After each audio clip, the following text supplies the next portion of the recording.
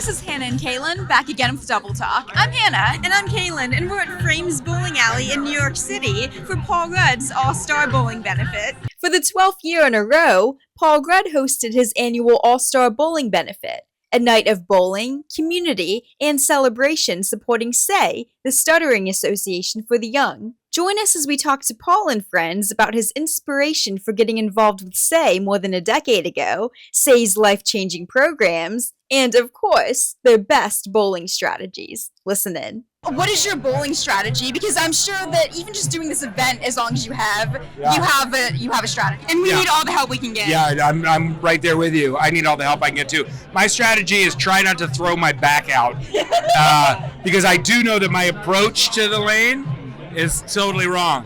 I see people that really know, and they do that thing where they like kick the leg out. And They're too casual about it. It's scary. It curves in. It's ugly watching me bowl. What is the most important thing that you hope people take away from tonight about SAY? I hope that people are inspired. They will be. I know they will be, because they always are by these kids.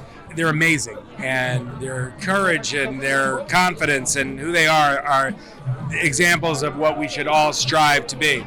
And if this creates any kind of awareness so that people would want to give some money, because there are kids that are dealing with the same kind of stuff that stutter, and they are nervous to raise their hand in class, or they get teased.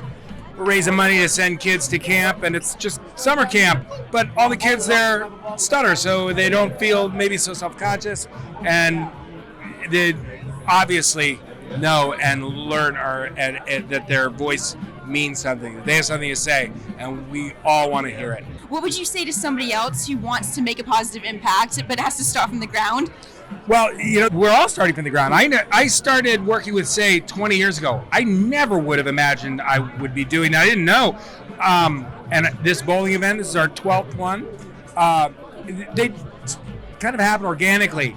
You learn from them, and then you just kind of keep going. It's an interesting thing. You kind of can't plan for it, but people can do a lot that they don't realize. I think we should all, in whatever way we can, try and do something to make someone's life a little easier. Well, we're all passionate about something, That's pretty much all it takes. Yeah, for sure. I mean, stuttering is an interesting thing. I never would have thought too much about it, really, and I don't think people do, because they think, oh, it's not life-threatening. But I was in a play, and I played somebody who stuttered. That's how I got to know Taro. That's how I got to know these kids, and here we are 20 years later. And all it took was meeting somebody. And it's like, oh my God, yes, of course. Yeah. What can I do? I think that as actors and artists, your job is to be a mirror to society and to provide a way for all of us to see ourselves in and become better because of that. I just finished filming a new TV show where I play true story of someone who had cancer. And unfortunately, he passed away from it. I myself had the same kind of cancer when I was 27. So I was able to bring that to the story, and I felt a responsibility to tell it correctly and to make sure that his version of it was told correctly. I think what Paul has done is a complete inspiration, and the way all of us should work as artists. You're trying to really exhibit life, and it's so many people's actual lived experience. So you want to do right by them. I'm a new mom-ish. I have an almost 2-year-old, and I think to myself, if my daughter grows up and has a stutter, how amazing that an organization like this exists to help her feel strong and feel heard and feel seen and empowered like all these kids here. These kids are incredible. We were in the elevator with 3 of them, and we forgot to press the button and didn't even notice because I was so interested in hearing them talk. They're so incredible. What do you hope that people learn about the organization from tonight? I hope people learn how prevalent the challenge with stuttering is and how deeply it can affect young people, and then the dramatic impact that the programs that SAY has on the lives of these children. What have you learned from being around these children over the years? And anything worth anything takes time. Everybody who has a stutter, I just think, I feel very safe here. I just feel like I'm surrounded by a lot of my people. Recently I did a play on Broadway called The Shark is Broken, where I played Richard Dreyfuss. Were you in that show? I was. Like, oh my gosh, I was. want to see that so bad. It was really fun, and I got to play Richard Dreyfuss, who chronically and classically had like a major anxiety disorder, which I have, and you know, could get to, but to learn just how crippling anxiety manifested in a person that had no real reason on the outset. When you look at the person, he's famous, he's talented, he's getting paid, he's in the biggest movie of the year. How could he be anxious? And I not only learned from that, but resonated with it hard, because I've had a very privileged and great full career especially in the last 10 years. And I still find myself feeling like I'm not good enough, and there's imposter syndrome. And just to say this, like where Paul, you know, learned about this whole thing about compassion for stuttering, I have a stutter.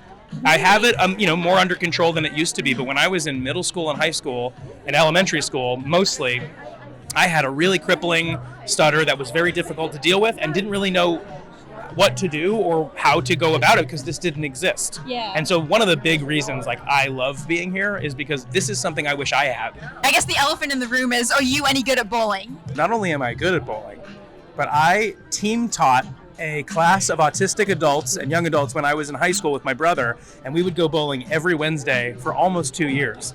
So people are about to be showed up hugely by me tonight. Okay, so you were a bowling teacher. You're a pro. I was basically a bowling teacher and a bowling pro. Yeah, I'm like a secret closeted bowling pro on the side. Well, not anymore.